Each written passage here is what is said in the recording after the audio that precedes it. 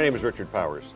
I'm an associate professor at the Rotman School of Management, and today I'm with David Beatty, director of the Clarkson Center for Business Ethics and Board Effectiveness.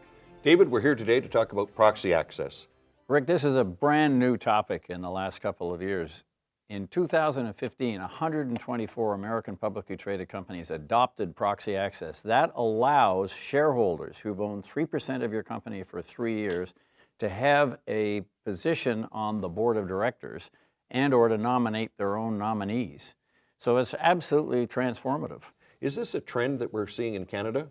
Not as much, but it's coming fast. You think of the companies in the United States who last year agreed to this: McDonald's, Goldman Sachs, JP Morgan Chase, Intel, Microsoft, all the big names you've ever heard of in the United States have voluntarily agreed to allow access to their proxy statements for the election of the directors for the coming year, 2016.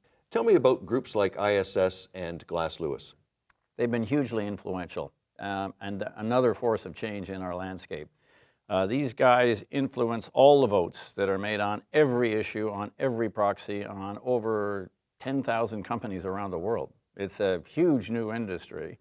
And for large institutions, for example, Ontario Teachers' Pension Plan owns shares in about 3,500 companies. Each of those companies on its proxy statement might have 3 issues.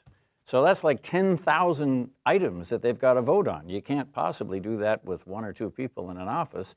So you outsource it, in the case of teachers, to Glass Lewis, which they own. In the case of 80% of the other companies and institutions, to ISS, Institutional Shareholder Services.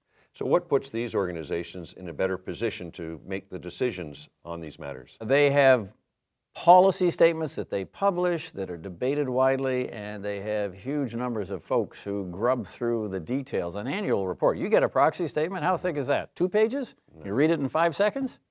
No, it's a big bloody document like this. And so you're going to go through that for each of 3,500 companies in Ontario Teachers or Canada Pension Plan Investment Board or OMERS or Alberta Investment? No. So you ask somebody else to do it for you, and they give you the initial response. Here's how we recommend you vote. Here are the reasons for it. And they're supplying that information to hundreds and hundreds of companies so they can afford to build a capability, a staff capability to do this job. And they're supplying scores as well, aren't they? From a governance perspective. Yeah, they sure are. They're involved in every aspect of governance and are more and more influential. So there's a certain group of people, myself included, who are very anxious about the role of these folks.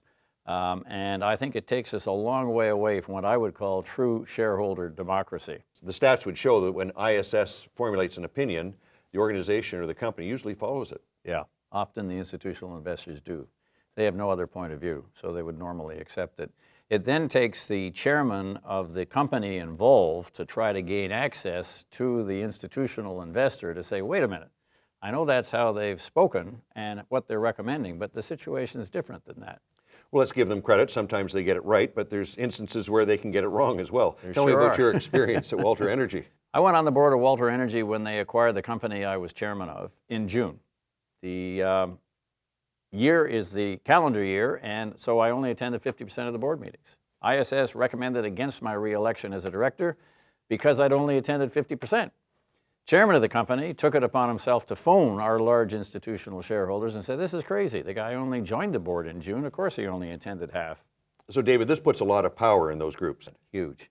The outsourcing of these issues, I think, is a real issue in terms of shareholder democracy. Who controls the votes? And the answer is somebody doing the research in Manila. Thanks very much, David.